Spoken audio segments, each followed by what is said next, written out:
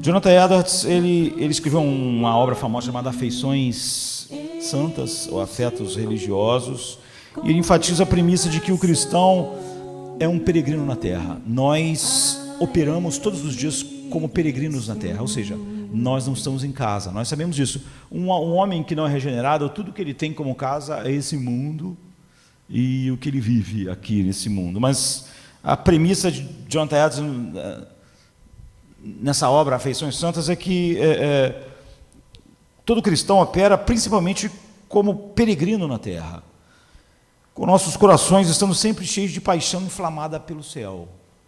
Ou seja, afeições santas, é isso que ele chama de afeições santas, são as paixões inflamadas pelo céu, por algo que não está nessa vida diretamente.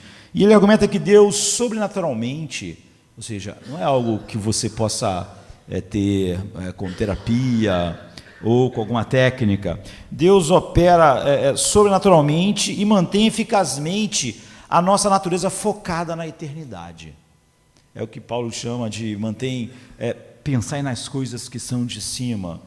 Então, ao falar dessa graça, Jonathan Edwards escreve assim: a sua graça é o alvorecer da glória, e Deus usa os meios determinados por Ele para que neste mundo sejamos conformados e transformados para a herança que nos espera. Ou seja, Deus usa todos os meios, o que nós estamos fazendo hoje, aqui, o culto público, corporativo, a leitura da palavra de Deus, a oração, o que aquela pessoa precisava, o que eu preciso.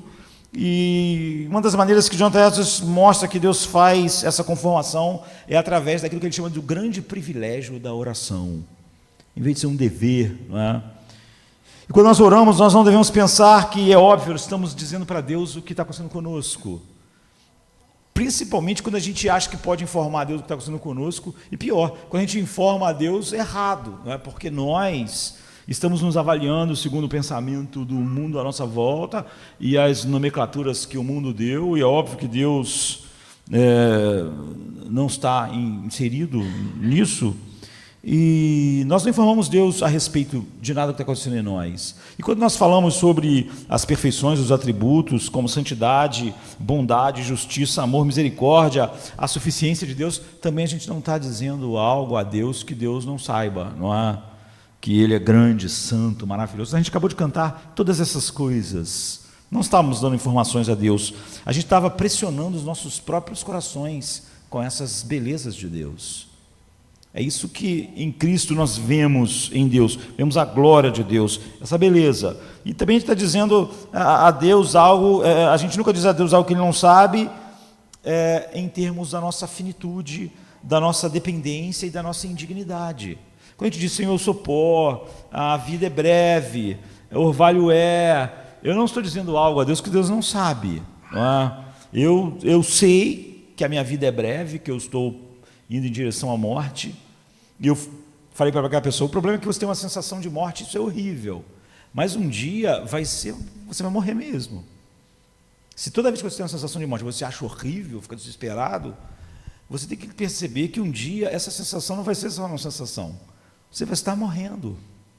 Não é assim que nós morremos, não é assim que nós devemos morrer. Então, a sensação de morte que nos leva a mil outras coisas, um dia não vai ser uma sensação. Hoje é.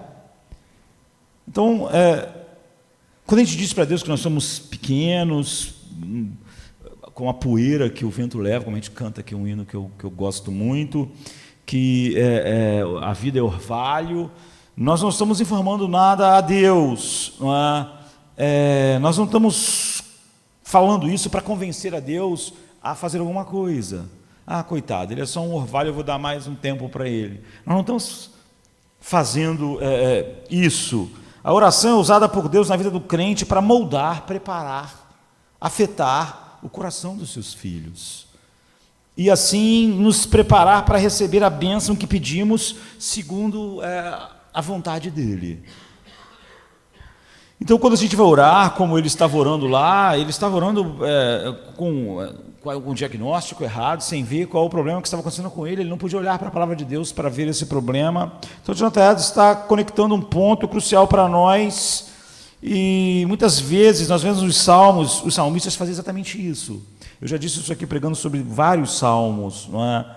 Eles começam a exaltar os atributos de Deus, a beleza de Deus, correspondente à sua necessidade. Por exemplo, eles falam assim, esses hinos que nós cantamos, quase sempre nós estamos mencionando parte dos salmos, não é? Ele diz, Deus, eu sou como uma terra seca, sedenta. Ele está falando isso para quê? Não é para Deus saber que ele é assim, ou para ele saber, é só porque ele quer dizer, mas tu refrigera a minha alma, tu é a água que cai como chuva sobre mim. É isso que o salmista quer. Ele está dizendo, eu sou faminto, eu sou necessitado, mas tu é o pão. Tu, Senhor Pai, não tem necessidades, tu não se parece conosco. Nós, por exemplo, no Salmo 90, Moisés diz, nós somos como o orvalho, mas os teus anos não têm fim. 1000 dias são como um dia para ti, um dia como 1000 anos, enquanto nós chegamos aos 70, e depois disso, se passarmos por causa da nossa saúde um pouco melhor do que a dos outros, é só canseira e enfado, mas os teus anos não têm fim, tu nunca se cansas, tu nunca está sofrendo a ação do tempo. E você vai ver os salmos falando sobre a tribulação. Senhor, meu coração está triste, está angustiado, mas tu é a minha paz. Eles estão querendo, eles só falam da sua necessidade para exaltar como Deus corresponde exatamente a todas as necessidades deles. Não é para no final eles acabarem do mesmo jeito ou sentirem pena de si mesmo. Então é maravilhoso pensar como a oração e a meditação e o culto, quando nós escutamos a Deus verdadeiramente, nós estamos pressionando essas verdades a respeito de Deus sobre nós, e Deus vai nos mudando a partir disso. Isso produz em nós louvor duradouro para a glória da graça de Deus. Então a oração, por exemplo, Jonathan diz na sua obra, prepara e sustenta os nossos afetos. Ao preparar nossos corações, ela funciona para moldar continuamente nossas vidas imperfeitas, para mais perto da imagem de Cristo. E na sustentação, a oração inflama dentro de nós uma valorização duradoura e apaixonada da busca da glória de Deus. Então você vai ter uma visão profunda sobre a oração, como os salmistas usam a oração e como nós devemos usar a oração com o diagnóstico certo. É isso que eu estava falando para aquela pessoa, e como isso muda tudo dentro de nós. Por exemplo, há uma oração, o apóstolo Paulo diz assim em Filipenses 4, 6, 7, não andeis inquietos por coisa alguma, antes as vossas petições, as vossas orações, sejam em tudo conhecidas diante de Deus pela oração e súplica com ações de graças, e a paz de Deus, que excede a todo entendimento, guardará os vossos corações e as vossas mentes em Cristo Jesus. Mas você vê, eu conversei com aquela pessoa e eu percebi que a oração dela, ela livra-me, Senhor, livra-me dessa angústia, me livre dessa sensação, me livre. Isso não é oração, queridos. Não é? Jesus disse que você nunca devia orar assim. Ele disse assim, quando orarem, não fiquem sempre repetindo a mesma coisa, como fazem os pagãos. Eles pensam que por muito falar, eles serão ouvidos. Ou seja, a oração é uma maneira de Deus nos transformar, ao nós olharmos para tudo que nós somos e como Deus é a resposta para tudo que nós somos. Enquanto isso, a gente vê o quê? As belezas infinitas de Deus. Então, a Bíblia está cheia de orações. Eu estava falando com elas, eu quero lembrar com vocês aqui o Salmo 16, em que Davi começa orando assim, protege-me, ó Deus, pois em ti eu me refugio. Então, Davi começa a fazer declarações, começa a fazer isso que Jonathan Edwards disse e que a Bíblia ensina. Ele começa a falar para Deus o que Deus é, enquanto ele se sente vulnerável. Ele diz, Deus é um refúgio para mim. E ele começa então a exultar Deus como um refúgio, como um lugar seguro. Moisés, no Salmo 90, por exemplo, ele diz: tu é a nossa habitação de geração em geração. Tu é a nossa casa, lugar seguro.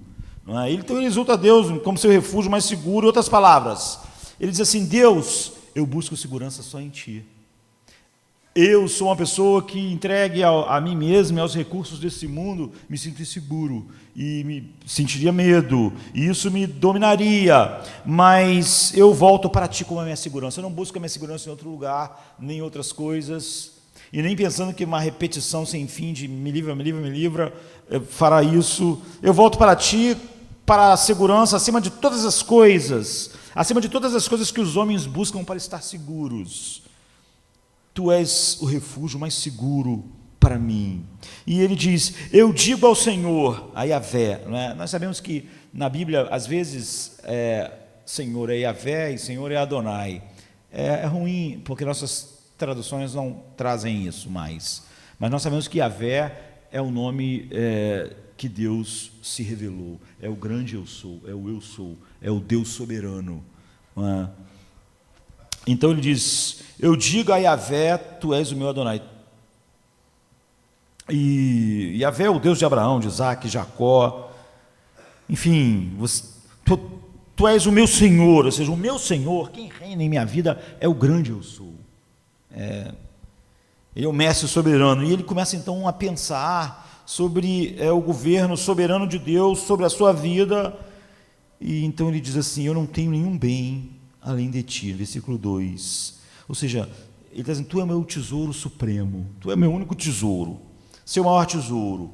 Ele está dizendo o seguinte: eu não possuo nenhum bem além de Ti. Você pode pensar assim: olha, mas nós seres humanos possuímos outros bens, pessoas que nós amamos. Como assim?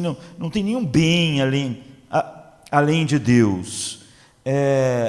O que ele está dizendo é que nada para ele é um bem separado de Deus. Que como Deus é o bem da sua vida, as coisas melhores da vida, separadas de Deus, não são um bem para ele.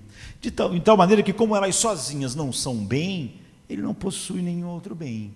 Que todas as outras coisas, todos os outros bens, são bens quando eles estão ligados a Deus.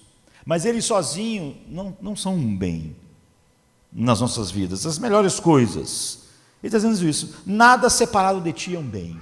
O casamento não é o bem, o dinheiro não é o bem, a saúde não é o bem, a amizade não é um bem, nada é um bem.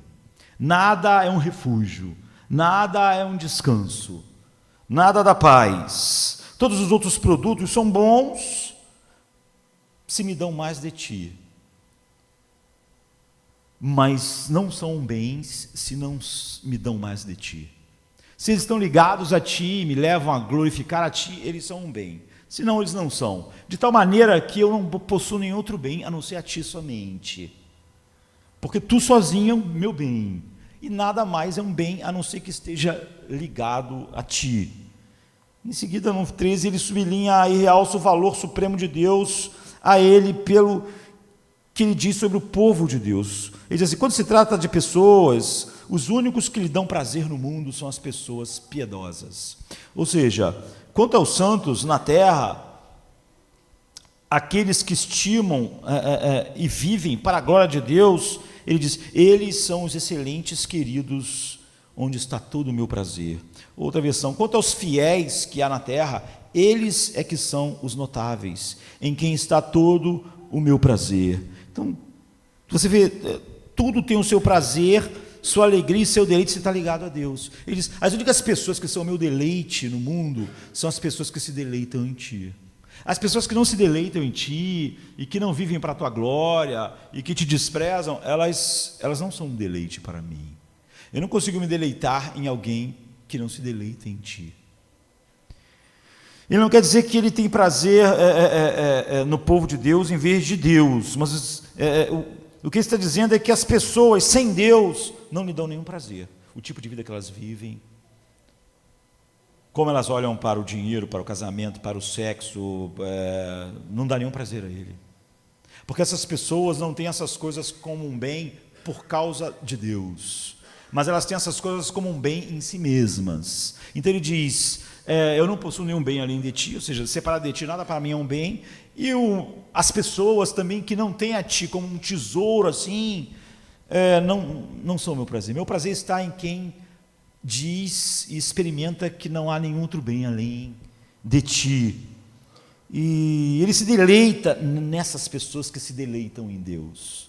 Ele diz, são com esses que eu gosto de estar, de ter comunhão. Quando eles têm Deus como seu tesouro e exaltam a Deus, essa é a doçura do relacionamento para mim. Não há doçura nos relacionamentos em quem não te exalta, ou em quem tem bens que não sejam tu mesmo.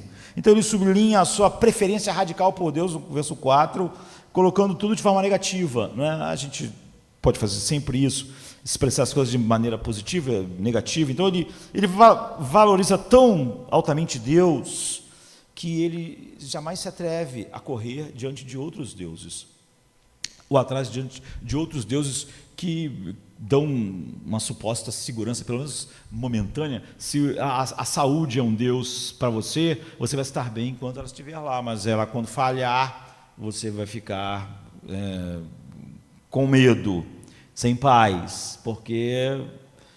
Então ele coloca isso de uma forma negativa, dizendo, grande será o sofrimento dos que correm atrás dos outros deuses, ou seja, daqueles que têm nessas coisas como um bem que não és tu mesmo, tem um bem nelas e não um bem porque elas estão ligadas a ti. Ele diz, olha, grande será o sofrimento dos que correm atrás de outros deuses, agonia, aflição, medo, porque são deuses falsos.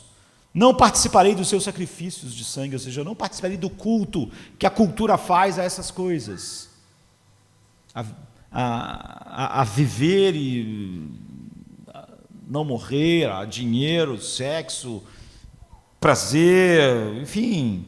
Não participarei do seu sacrifício de sangue, os meus lábios não mencionarão o seu nome. Versículo 4, em outras palavras, é pura loucura se afastar de ti, que é o Deus todo satisfatório, apenas para abraçar deuses que na hora que eu mais precisava vão me deixar tristes, desesperados, ansiosos, porque eu abracei deuses que saúde, é dinheiro, é sexo, é relacionamentos, mas quando eles estiverem falhando, ou seja, na hora que mais eu precisar deles, é a hora que eles estão morrendo, eles estão se esvaindo, e eu não vou sequer colocar seus nomes nos meus lábios, não como o bem, porque eu não possuo nenhum outro bem a não ser a ti somente. E todas as outras coisas são bens se elas me ligam a ti, se me levam a ti. Em seguida, no Salmo 16:5, ele retoma a declaração no versículo 2b e disse, eu não tenho nenhum bem além de ti. Você vê que ele repete de novo isso, e aqui ele coloca isso de forma positiva, ele repete isso de uma forma positiva. Em vez de dizer, não tem nenhum bem além de ti, ele diz, Senhor, tu és a minha porção, e o meu cálice, és tu que garante o meu futuro.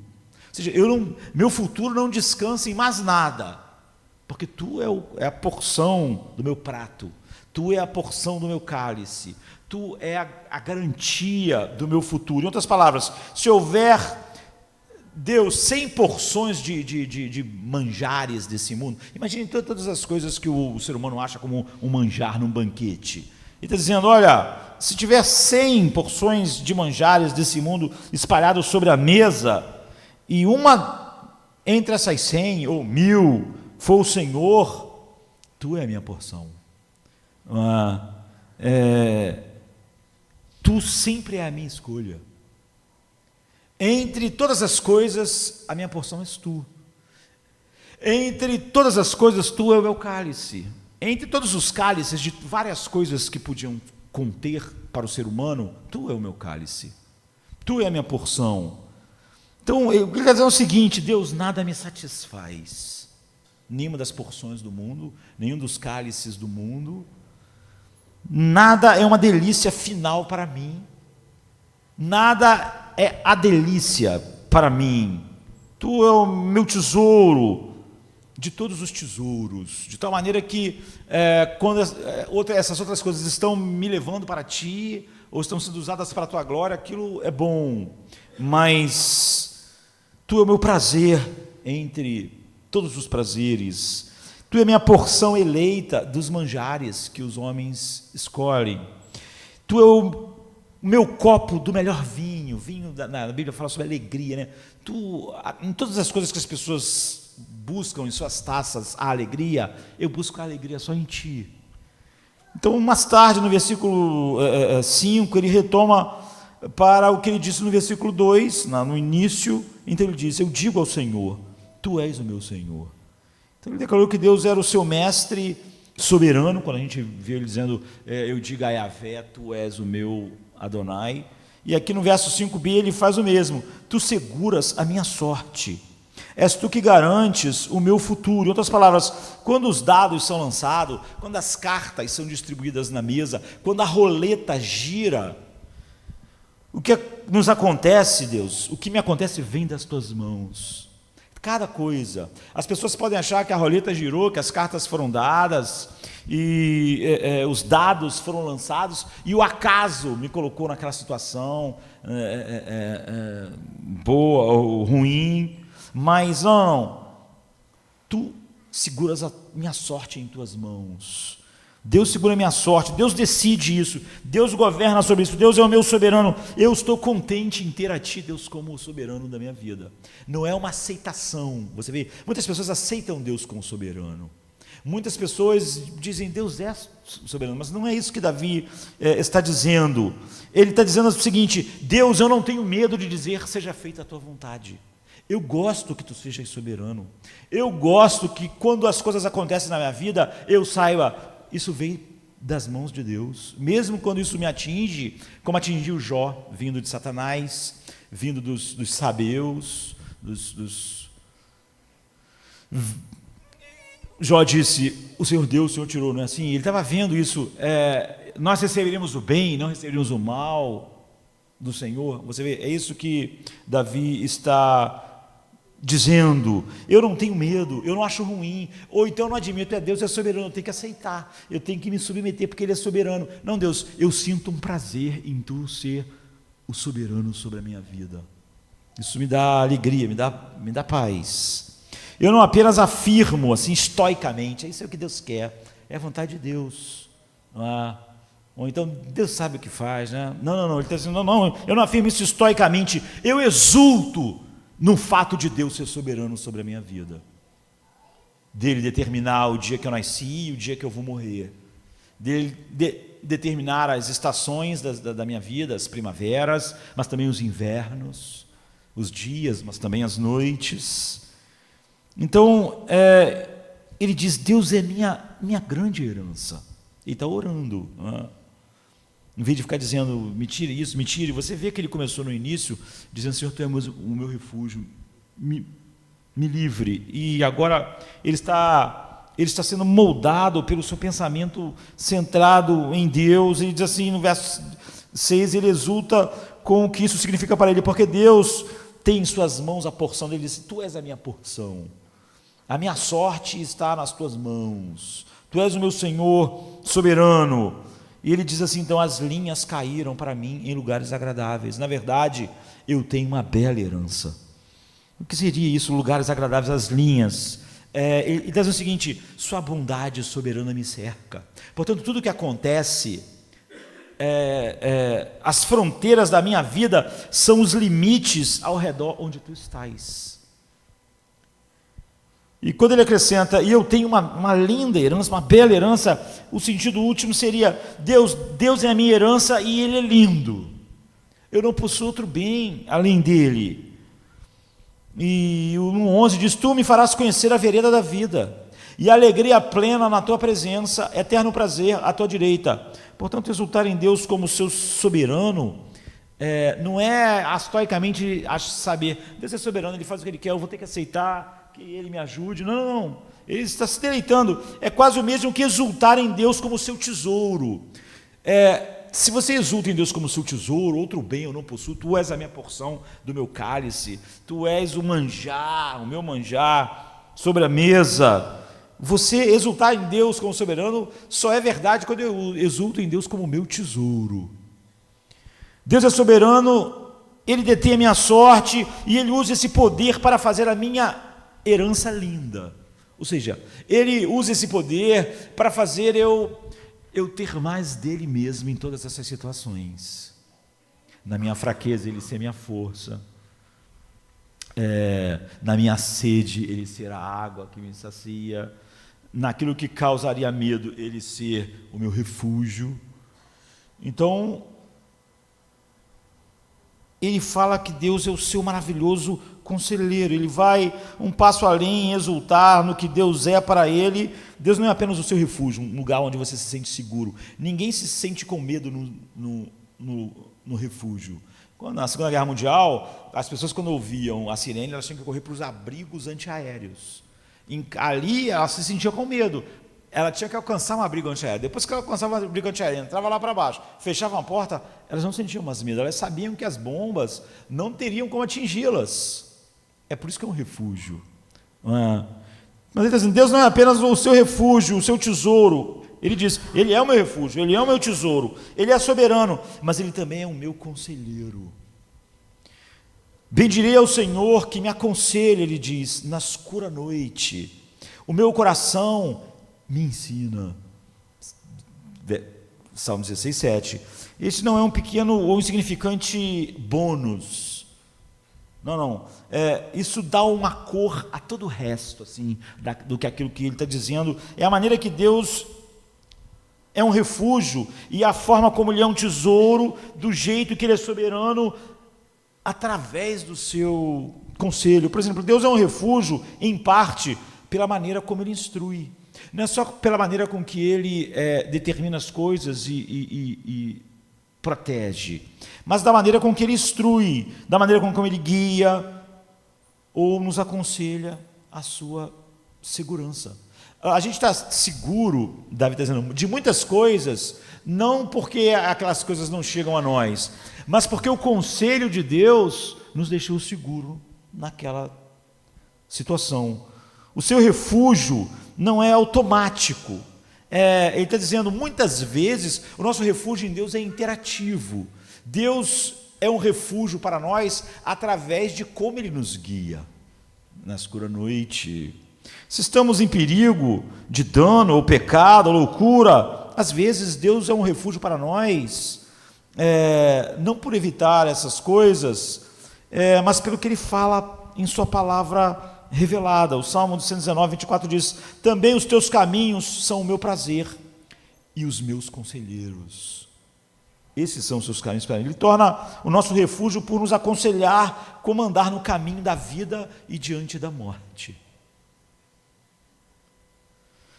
Ou seja, eu me sinto seguro na vida e diante da morte, em grande parte, por como Deus me aconselha nesses momentos, e não por me livrar desses momentos que, de fato, eu não serei livre sempre. Então, Ele é o nosso tesouro, em parte, por ser também o nosso conselheiro. Ele não é apenas precioso para nós por causa da beleza do caráter dele, e isso é a coisa principal, mas também por causa da beleza do conselho de Deus. Cada conselho de Deus, a gente enxerga beleza nesses conselhos. Quando Deus diz, quando o apóstolo Paulo diz, como a gente leu, antes de tudo fazei as vossas petições a Deus, e Ele guardará as vossas mentes, os vossos corações em Cristo. A gente vê a beleza dessa direção de Deus. A gente vê a beleza do conselho de Deus. Nós estimamos Ele por seus ensinamentos, a sabedoria e pelas suas promessas encorajadoras, que enchem a nossa vida. Ele não é um tesouro de modo abstrato. Eu falei isso no momento do louvor, que muitas das vezes as pessoas vão para um culto, mas Deus é muito abstrato para elas, muito abstrato. Se ela fosse para ver um filme, ela tinha uma expectativa. Como é que é? Às vezes ela ficou meses esperando o filme, ou então a estreia de uma série. Ela tem expectativa, mas ela vai para um culto e a expectativa é zero, porque Deus é muito abstrato para ela. Então, Davi está dizendo que ele revela a sua beleza totalmente satisfatória e valor para nós em suas palavras, em seus ensinamentos e em seus conselhos. Ele vem até nós, mesmo no meio da escura noite, quando os nossos pensamentos podem estar escuros ou vagando na penumbra da noite.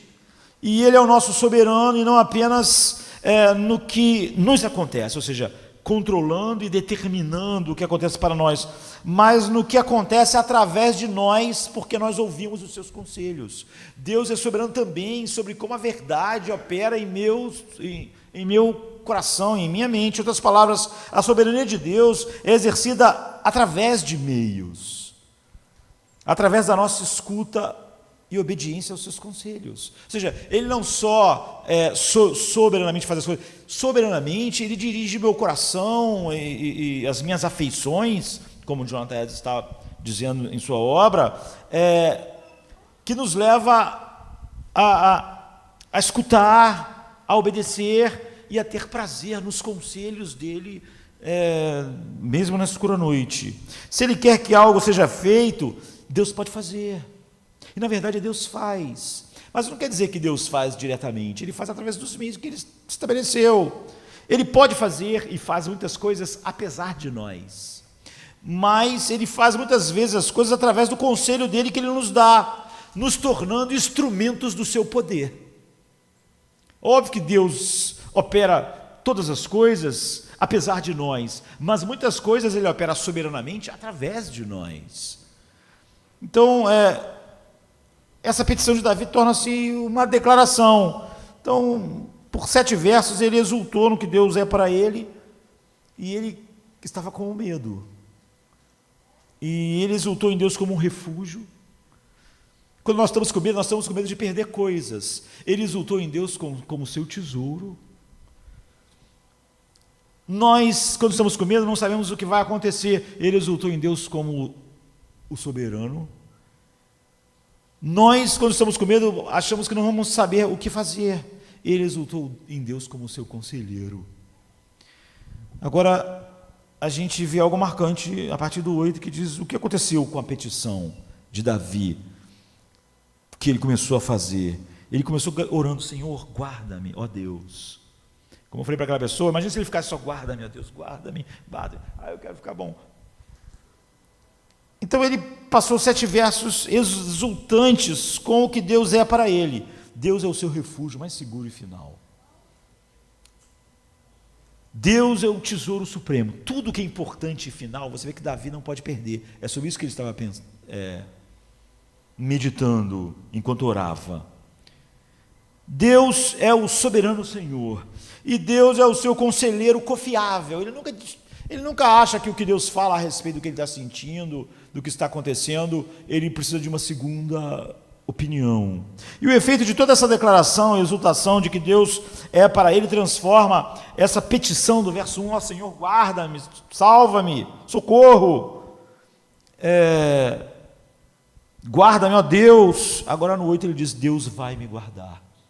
Ou em algumas versões, Deus vai me preservar. Eu não serei abalado, eu serei mantido, eu serei guardado, eu serei preservado. Ele diz: tenho posto o Senhor continuamente diante de mim, porquanto Ele está à minha direita, eu não serei abalado. Você vê, o que ele diz é o seguinte: eu coloco Deus o tempo todo diante de mim.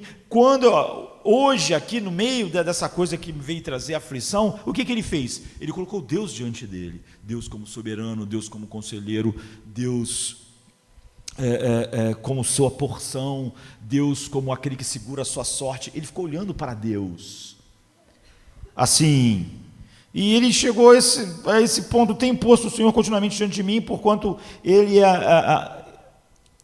está à minha direita, eu não vou ser abalado, porque Ele é o meu refúgio, e independente do que vai acontecer, eu não vou perder nada, porque Ele é o meu tesouro, eu não possuo outro bem a não ser isso somente, e tudo que chegar agora a mim, está chegando, Ele é o meu soberano, e Ele é o meu conselheiro no meio da escura noite, e o conselho dele é confiável. E quando eu falo que ele é soberano, eu não falo que ele é soberano só porque ele controla todas as coisas.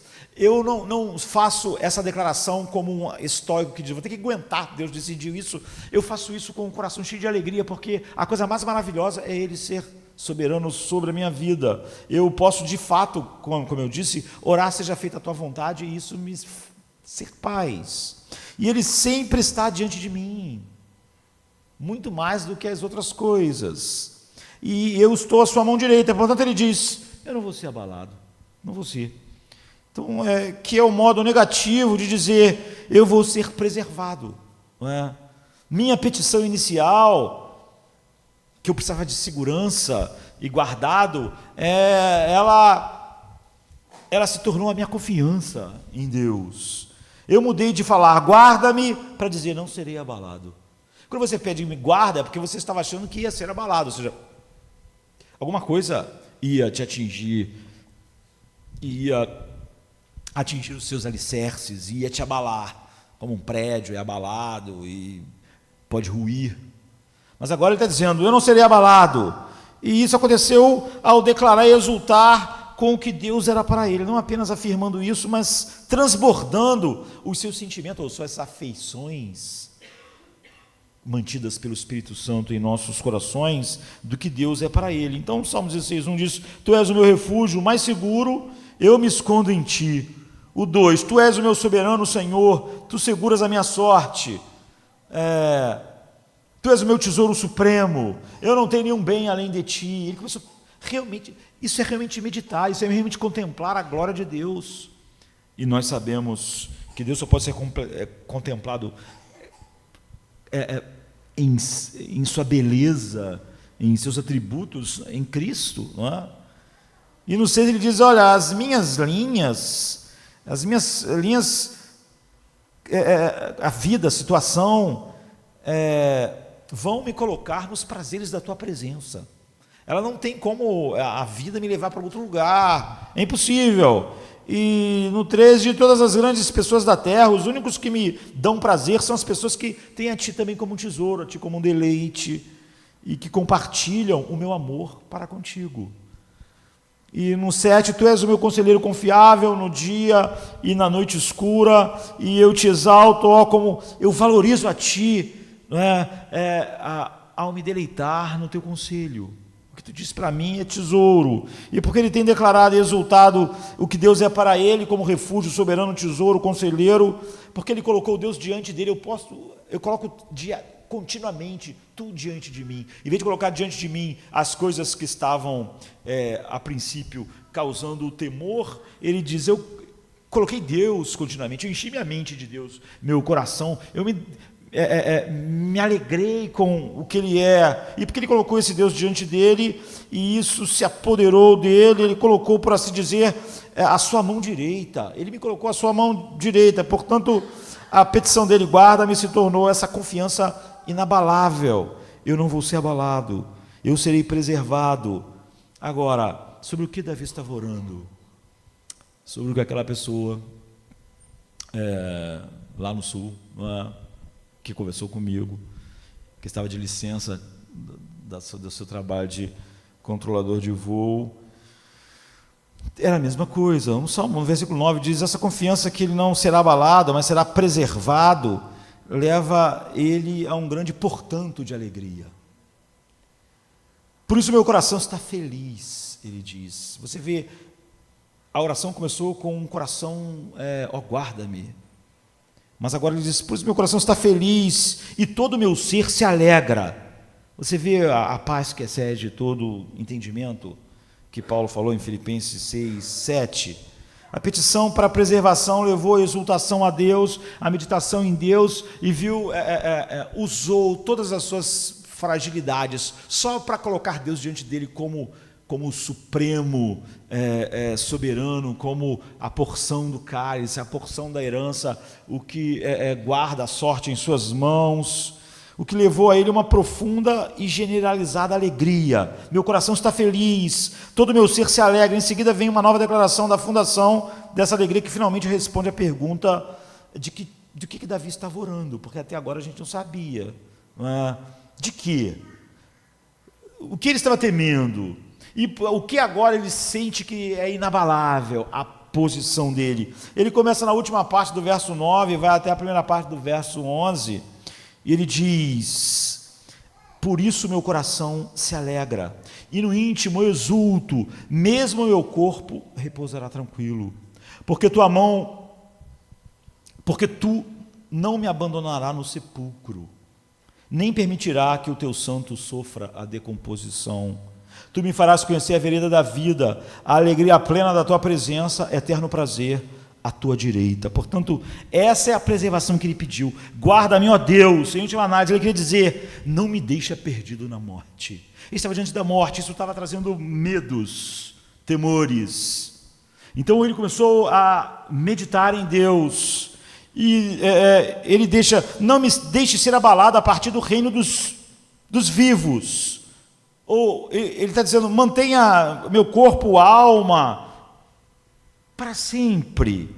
E a chave para ver isso é perceber o portanto no início do verso 9 e o para no início do verso 10. Significa que a alegria do versículo 9 que ele teve, não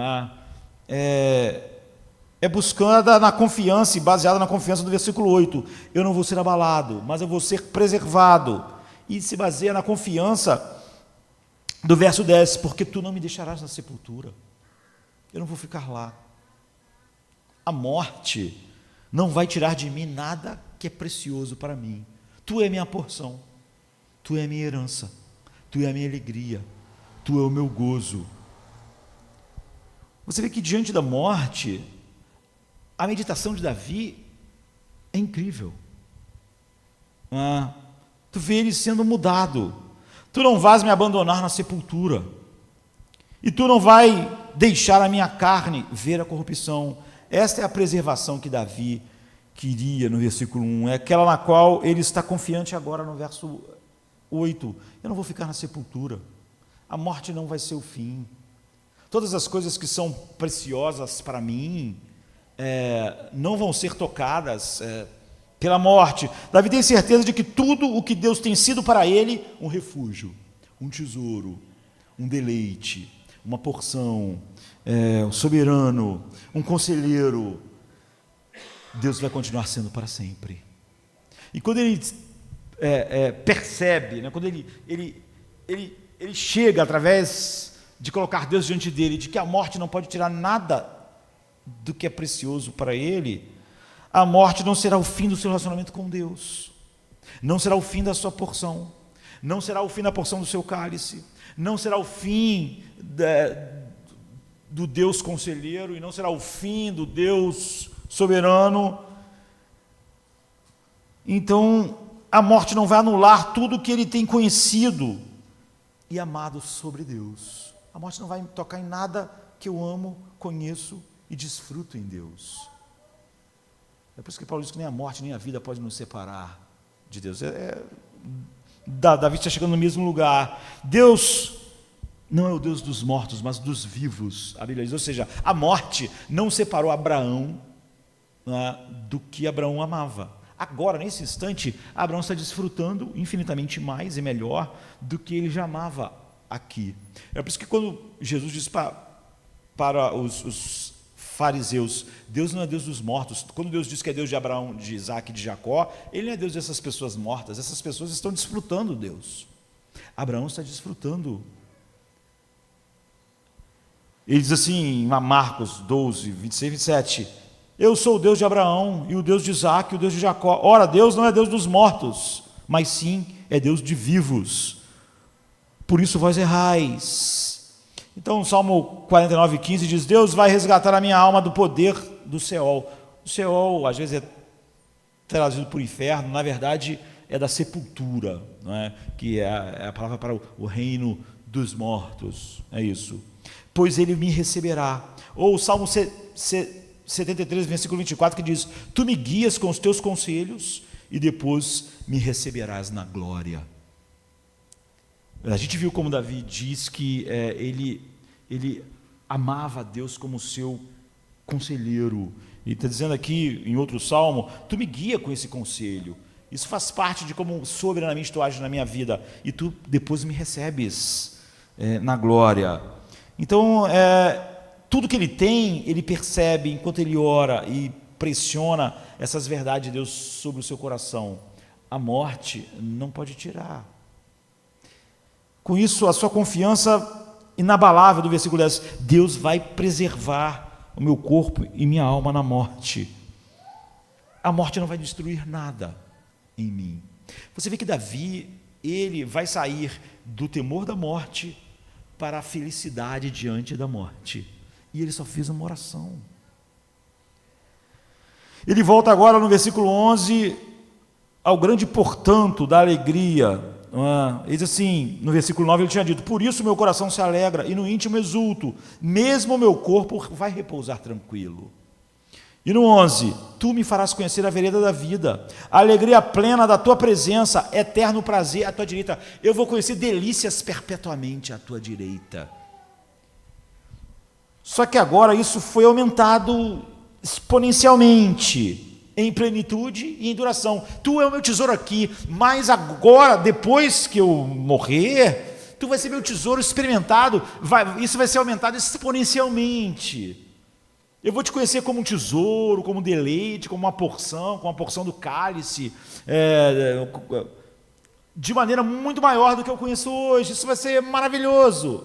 Você vê como um filho de Deus pressiona as verdades, se deleita em Deus, mas porque Davi aqui, ele estava no início da oração com medo da morte. Então ele começou a olhar para Deus, para o que Deus é para ele, e olhar para a morte, e no final ele está feliz. Não porque a sensação ou o que ele estava experimentando que ia levar ele à morte, ou podia levar ele à morte, a gente não sabe se eram milhares de pessoas à sua volta para matá-lo, ou qual é a situação mortal que ele estava experimentando. Enfim, o modo de vida que tu me mostrar através da morte é essa. Na tua presença há delícias perpetuamente. Você vê que no final ele está olhando para a morte de uma maneira totalmente diferente. A tua mão direita há delícias perpetuamente, completas e para sempre. Se tu é o meu deleite aqui, então tu terás meu perfeito deleite para sempre. Porque Deus tem sido a porção de Davi aqui, então tu serás a minha porção perfeitamente. Porque tu és o meu refúgio mais seguro, o meu tesouro supremo, o meu Deus soberano, o meu conselheiro em quem eu somente confio, a confiança inabalável de que Deus será tudo isso aperfeiçoado para sempre, se ele morresse.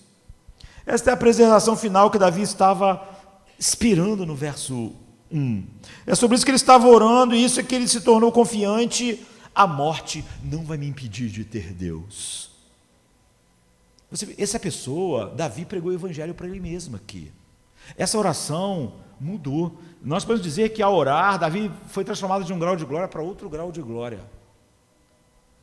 Como eu disse, nós podemos experimentar essas verdades de maneira abstrata e isso nunca vai fazer nada. Mas é assim que nós somos mudados.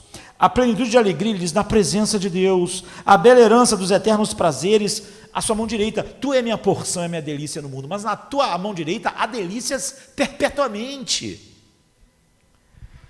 Então, deixe-me afirmar o ponto principal do Salmo e a gente pode ir para o fim. Deus vai preservar a verdadeira vida de Davi. Davi não sabe se Deus vai preservar a vida dele nesse mundo. A morte não vai poder impedir isso. A morte vai completar o seu prazer, deleite eterno em Deus. É nisso que ele começou a pensar e encher seu coração quando a sensação de morte chegou. Ou quando ele foi cercado por inimigos que iam matá-lo. Ou como de alguma maneira, a morte, ele estava no vale da sombra da morte. A sombra, o que é sombra? Uma sombra só está sobre nós quando ele está perto de nós. Se uma pessoa passa perto de nós, a sombra dela pode ficar em nós. Se um prédio está perto de nós, a sombra dele está perto de nós. O vale da sombra da morte é porque a morte está tão perto que a sombra dela já nos cobriu. Ele estava assim. Então Deus vai lhe preservar a vida verdadeira. A morte não poderá impedir isso, vai completar seu prazer completo. Por isso que ele meditou em Deus de todas aquelas formas que Deus é um tesouro, um prazer para ele. E Deus fará isso comigo, com você, se nós podemos orar com Davi, se Deus é o nosso refúgio mais seguro, se Deus é o nosso tesouro supremo, Se Deus é nosso Senhor soberano, se Ele é nosso conselheiro confiável. Se não for, não vai. Não é? E é óbvio que nós vamos ficar sem nenhum recurso diante daquilo que Jó chamou para o homem natural o rei dos horrores. Mas Davi, quando orou assim, está tão cheio de Deus que ele acabou extrapolando ele mesmo. Isso é glorioso. Né? Quando a gente mergulha na verdade quem Deus é, nós experimentamos sempre muito mais do que nós imaginávamos. Algo muito mais importante foi omitido. Tinha sido dada uma promessa a Davi, através do profeta Natã, em 2 Samuel 7, 12 e 13, que diz assim: quando teus dias forem completos e vieres a dormir com os teus pais, ou seja, Natã falou para Davi, quando acabar os seus dias no mundo e você vier a morrer, então Davi tinha certeza que ele ia morrer, ele não tinha nenhuma dúvida de que ia morrer. Né? Quando teus dias forem completos e vieres a dormir com os teus pais, então farei levantar depois de ti, depois que tu já tiver morrido, depois de ti, um dentre a tua descendência, o qual sairá das tuas entranhas, e estabelecerei o seu reino. Este edificará uma casa ao meu nome, e confirmarei o trono do seu reino para todo sempre. Davi sabia das palavras de Deus que ele iria morrer e ia ser sepultado com seus pais. Deus não disse para Davi, não, fica tranquilo, você não vai morrer. Vou te dar anos sem fim. Davi disse, não, Deus tinha dito para ele, depois que você morrer, depois que você for sepultado com seus pais, um descendente seu vai subir ao trono para sempre. Mas, então Davi sabia isso, mas sabia que Deus iria colocar para sempre um dos seus descendentes no seu trono, e esse descendente não seria não é que o trono de Davi ia durar para sempre, vai durar para sempre, mas não é como os tronos duram. Deus não prometeu que sempre haveria um rei da família de Davi. O que Deus prometeu não é que havia um rei, ia morrer, e outro rei, sempre a família de Davi na linhagem. Não, o que Deus prometeu é que haveria um descendente dele que reinaria para sempre. Não havia mais sucessão, não havia mais sucessão. Né? Em outras palavras, Davi sabia que um rei estava vindo e que seria da sua semente depois da sua morte, e que a linhagem de Davi teria chegado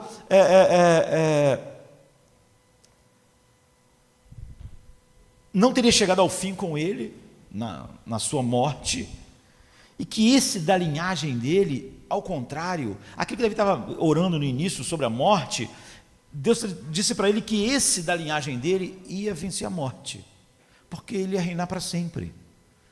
O reino dele nunca mais teria fim.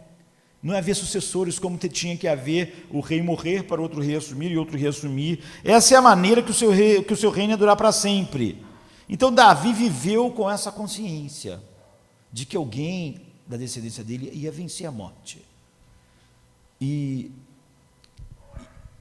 esse foi um peso de segurança em seu coração. Vou deitar-me com os meus pais, eu vou sofrer a dissolução na sepultura, ou seja, meu corpo vai se decompor e vai virar pó. E um virá da minha semente que não vai sofrer a dissolução na sepultura, mas vai sentar-se no seu trono para sempre. Davi sabia isso por causa da promessa de Deus. Portanto, quando ele escreveu o Salmo 16:10, o que ele queria dizer? Porque ele diz assim: porque tu não me abandonarás no sepulcro, nem permitirá que o teu santo sofra a decomposição. Certamente Pedro, quando pregou sobre isso, em Atos 2, um sermão da história da igreja, Davi já estava morto há 1000 anos. E Davi viu a corrupção, não deixará o seu santo ver a corrupção. Davi, ali na sua oração, no fim, está falando que, de alguma maneira, pela promessa de Deus, a morte seria vencida por alguém que viria da sua linhagem para sempre. Então Pedro sabia que Davi estava morto há 1000 anos, né? E pense no Salmo 16:10, vai além do que seria cumprido no próprio Davi, a sua ressurreição no último dia. Não. O versículo 10 é uma promessa de algo maior. Então Pedro, no capítulo 2 de Atos, versículo 23 a 32, diz assim: e este que vos foi entregue pelo determinado conselho e presciência de Deus, prendestes, crucificastes e matastes pela mão de injustos, ao qual Deus ressuscitou, soltas as ânsias da morte, pois não era possível que fosse retido por ela. Porque dele, disse Davi, sempre via diante de mim o Senhor. Eu te coloco continuamente diante de mim. Davi orou isso no Salmo 16.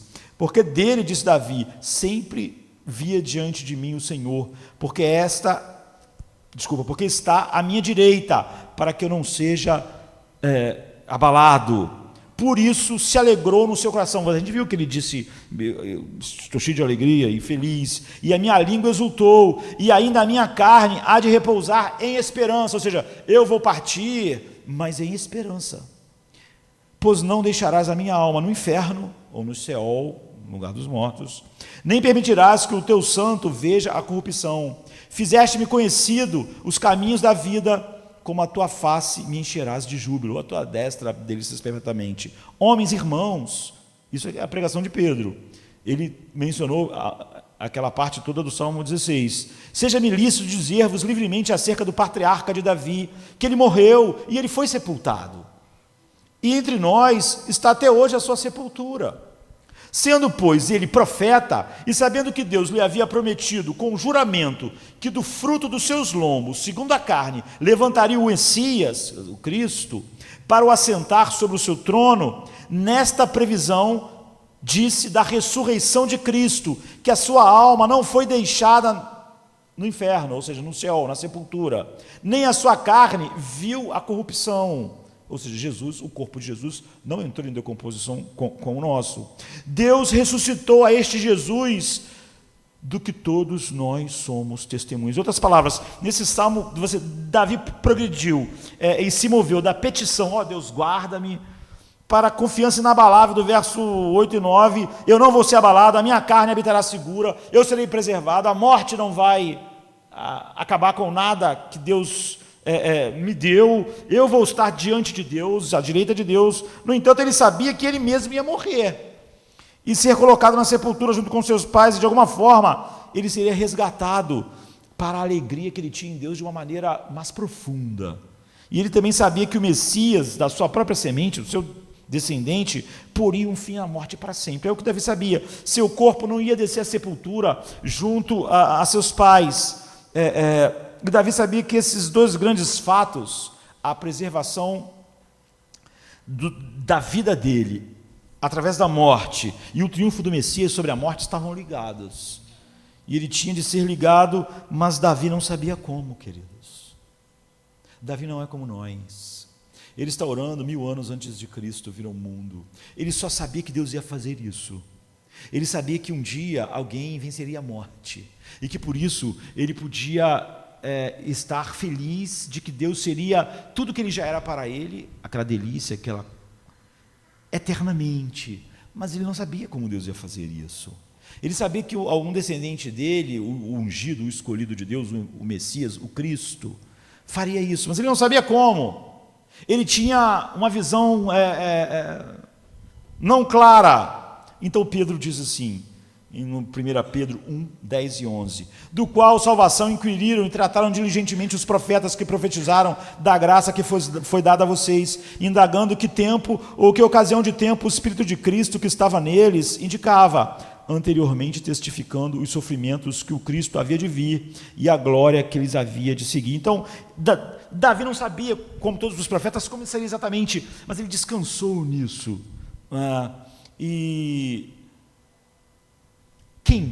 Que marca tem as pessoas que também são as pessoas que são preservadas do poder da morte para sempre?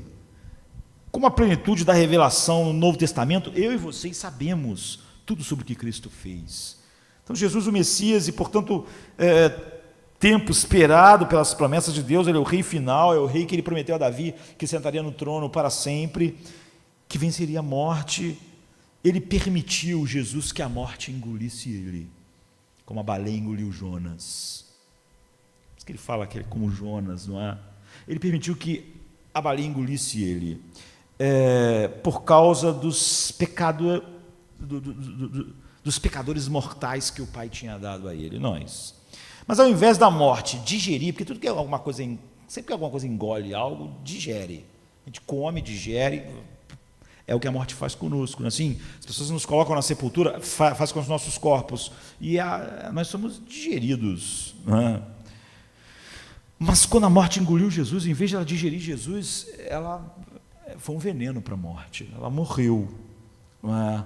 Em vez da morte transformar Jesus em pó, em vez do corpo de Jesus sofrer os efeitos da morte, aconteceu algo oposto. Como a morte não tinha direito a ele, o que aconteceu é que a morte morreu. John Owen escreveu a morte da morte na morte de Cristo. Foi o que aconteceu. Ele matou a morte para ele, e ele matou a morte para todos os eleitos, para todos os que recebem esse coração para confiar na promessa de Deus. Ele matou a morte para todos os que têm o mesmo Espírito que ressuscitou Jesus dentre os mortos. A Bíblia diz que o mesmo Espírito que ressuscitou Cristo dentre os mortos, que nos chamou para a vida. E a Bíblia diz assim, então: se o Espírito daquele que ressuscitou Jesus dos mortos habita em vocês, aquele que ressuscitou Cristo dentre os mortos também dará vida aos vossos corpos mortais pelo seu Espírito que habita em vós. Em Romanos 8:11, conforme 1 Coríntios 15, 22, 23, 1 Tessalonicenses 4:16. E quais são as marcas para a gente cantar e encerrar esse culto? As marcas são exatamente as marcas que estão no Salmo 16. As marcas das pessoas que são destinadas a essa mesma coisa. Então, eu disse para aquela pessoa, a questão toda, quando nós meditamos como Davi, que estava diante da morte e meditou assim e acabou em júbilo, e indo além, profetizando a respeito de Cristo, como Pedro pregou, você exulta em Deus como seu refúgio mais seguro. Essa é uma marca dessas pessoas. Deus é o teu refúgio mais seguro. Você vê que Davi começou, guarda-me Deus, tu é o meu refúgio. Deus é o teu refúgio mais seguro. Você exulta em Deus como teu tesouro supremo. Você pode dizer que nem outro bem você possui além de Deus somente, de tal maneira que as outras coisas que são um bem só são um bem ligadas a Deus, mas desligadas de Deus, elas não seriam bem para você. Você exulta em Deus como o seu Senhor soberano, não soberano no sentido que Ele decide tudo e tudo acontece como Ele quer, mas você exulta nisso, você se alegra com o fato de tudo acontecer como Deus quer, tanto o início da sua vida quanto o fim da sua vida, enfim, tudo que Deus faz. E você exulta em Deus como o seu conselheiro confiável. Você ouve a palavra de Deus sem levantar um monte de questionamentos, mas o pastor tem que entender que no Salmo está dizendo isso, mas você ouve o conselho de Deus e isso é maravilhoso. Você não fica pensando em que tipo de outro conselho você necessitaria além dele. Você se alegra como Davi, que toda essa exaltação em Deus só é possível agora e para sempre, porque Jesus teve que experimentar a morte, a ira e o inferno, não é, na cruz, não é, no sentido de experimentar toda a ira que estava sobre você e não ser abandonado na sepultura e o seu corpo não conhecer a corrupção, porque ao engoli-lo, em vez da morte digeri-lo, ele é que matou a morte. Você se alegra que ele foi engolido pela morte por Davi, mas por você também, por Davi e por mim. Você acredita nisso? Você declara isso como verdade? Isso é uma afeição do seu coração, como Jonathan Edwards descreve em sua obra. Você exulta com isso, com todas as afeições do coração, como o fundamento da sua esperança. Então Deus vai lhe trazer corpo e alma através da vida e da morte ao prazer eterno. Então você está entre essas pessoas. Se Ele é o teu refúgio mais seguro, se Ele é o teu tesouro supremo, se Ele é o teu Senhor soberano, se Ele é o teu deleite, a porção do seu copo, da sua taça, se Ele é o seu conselheiro totalmente confiado, e por meio de Cristo ressuscitado, você tem nele todas essas coisas, então você está entre essas pessoas. É isso que aquela pessoa tinha que pressionar e colocar diante de si, diante da morte. Orar a Deus, tira essa sensação, vai ficar orando para sempre. Não é? E ela sempre que tivesse uma sensação de que morrer, vai acontecer tudo de novo. E de novo. E como eu disse para ela, um dia não vai ser uma sensação, um dia Davi morreu. E já faz 3.000 anos que isso aconteceu. Não é? Mas já faz 3.000 anos que ele desfruta delícias perpetuamente à direita de Deus, como ele disse que aconteceria. Então, guarda-me, ó Deus, Salmo 16:1.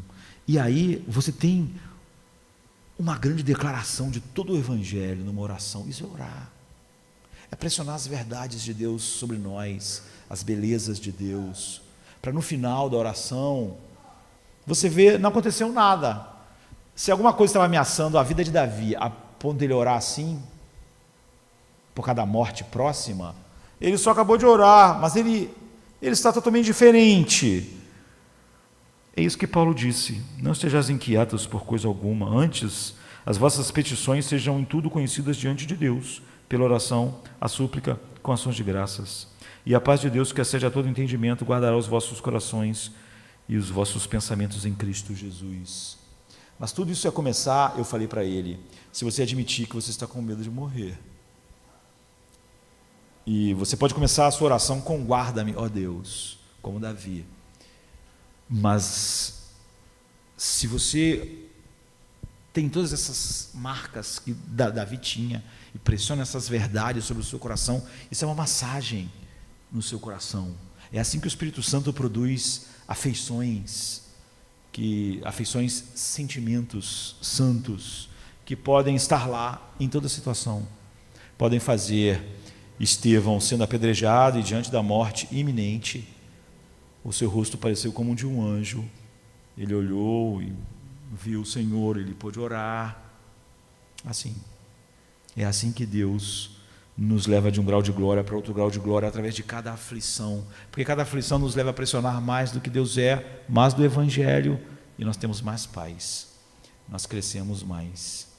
E então Deus vai usar todas as nossas aflições, e aquilo que podia causar só medo e terrores acabam se tornando a ferramenta que nos faz ver mais a beleza de Deus em Cristo. Vamos ficar de pé.